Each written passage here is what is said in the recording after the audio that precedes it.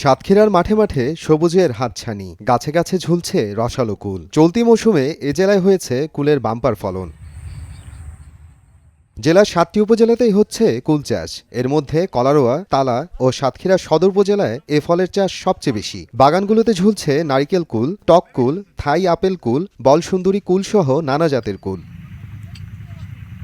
দেশের মধ্যে সবার আগে পাকে সাতক্ষীরার কুল। স্থানীয় চাহিদা মিটিয়ে প্রতিদিন ট্রাক ভর্তি কুল যাচ্ছে ঢাকা, চট্টগ্রাম, খুলনা সহ দেশের বিভিন্ন প্রান্তে। আমের পর সাতক্ষীরার আরেকটি বড় বাণিজ্যিক ফসল এটি। এ কারণে চাষিরাও আগ্রহী হয়ে উঠছেন কুল চাষে। বাগান আমার শুরুতে ছিল ২ বিঘার মতন।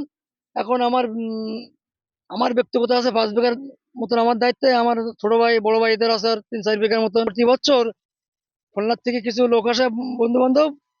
তো বলে ওনারা আমাদের বন্ধু আছে আমেরিকা, ওখানে পাঠায়, খুব ভালো ভালো ফুল দেবেন। প্রতি বছর ৫-৭ বছর আমার এখান থেকে ফুল নিয়ে যায়। এরকম ১৮০০ থেকে চাষ শুরু করছে, বুঝলেন? এরপর তো আমার বাগান ছিল ৩ বিঘা।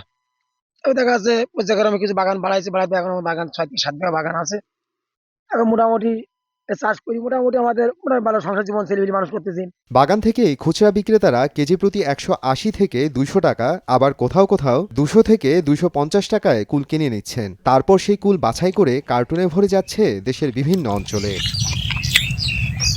জেলা কৃষি কর্মকর্তা জানান, কুল চাষ একটি লাভজনক ফসল। কুল গাছের সাথে শাকসবজি চাষও করা যায়। এ কারণেই সাতক্ষীরায় কুল চাষ দিন দিন বাড়ছে। সাতক্ষীরার কুল যেহেতু সবার আগে আসে, এটা দেশের ৬৪ জেলাতেই এটা যাচ্ছে এবং এখানে কৃষকগণ মাঠ থেকেই ভালো ফলাফল পাচ্ছে। অর্থাৎ ১৮০ থেকে ২০০ টাকা কেজি তাদের জমি থেকে নিয়ে যাচ্ছে, যার কারণে কৃষকরা অত্যন্ত খুশি। কৃষি সম্প্রসারণ অধিদপ্তরের তথ্য মতে চলতি মৌসুমে সাতক্ষীরায় কুল চাষ করা হয়েছে ৮৪৬ হেক্টর জমিতে, যার বাজার মূল্য হতে পারে ১৫০ থেকে ১৫০ থেকে ১৬০ কোটি টাকা।